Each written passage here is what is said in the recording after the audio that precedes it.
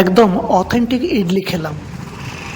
সকালবেলা জামশেদপুরের রাস্তায় হাঁটছিলাম, আর এই সকালে হাঁটতে হাঁটতে দেখতে পেলাম ফুডি হাবে। তো আমি চলে গেলাম ফুডি হাবের কাছে। इडली है এই ফুডি दो पीस হাবে इडली दीजिए। ইডলি সাম্বার, ধোসা, উপমা ও আরও অনেক কিছু পাওয়া যায়। আমি কিন্তু এখানে 1 প্লেট ইডলি সাম্বার নিলাম।